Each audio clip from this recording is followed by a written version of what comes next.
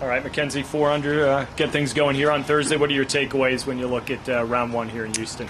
Yeah, lots of great golf. Got off to a nice start, and I watched some of the golf earlier this morning, and I thought the course was playing tough. Like, it was yielding some birdies, but pars were going to be good, and I kind of picked away a few early, and was swinging it nice for the most part. A couple loose shots, but yeah, overall pretty pleased.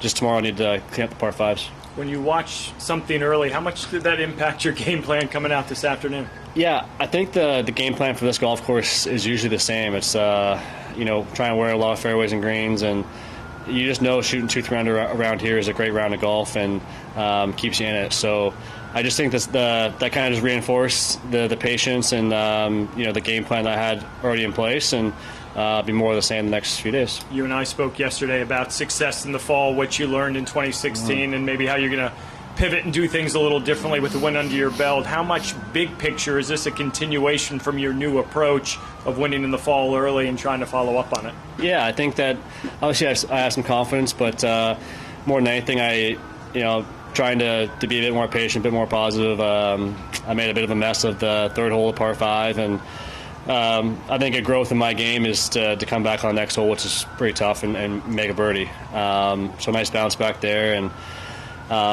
that kind of stuff doesn't happen with a bad attitude. If I had kind of dragged that previous hole to the 4th hole, I might finish that round on a different note. So that stuff is really good to see, and the stuff I'm working on.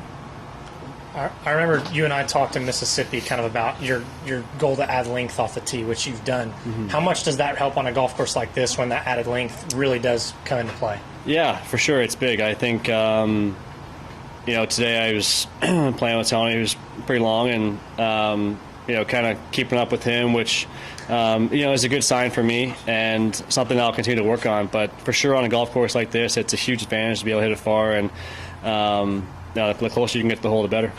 Is it kind of fun when you get in a situation where one of your partners is playing really well? Do you sort of feed off of each other when that happens? For sure. I think that we made the turn, and a bunch of those guys, Joel and Tony, started to make some birdies there, and I don't know how many Joel made in a row, but it was 3 or 4 at least, and Tony started to roll 3 or 4 in a row, and so yeah, I was just trying to kind of keep pace with those guys, but it's always nice seeing balls go in the hole and guys hitting good shots. It's it's definitely helpful.